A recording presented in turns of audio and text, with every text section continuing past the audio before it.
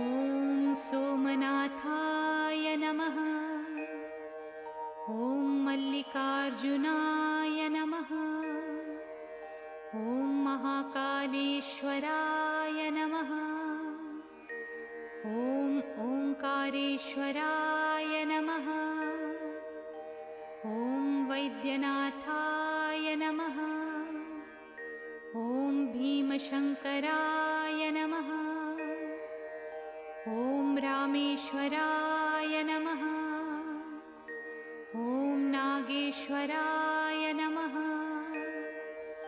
ॐ विश्वेश्वराय नमः। ॐ त्र्यम्बकेश्वराय नमः। ॐ केदारेश्वराय नमः। ॐ भुस्मेश्वराय नमः।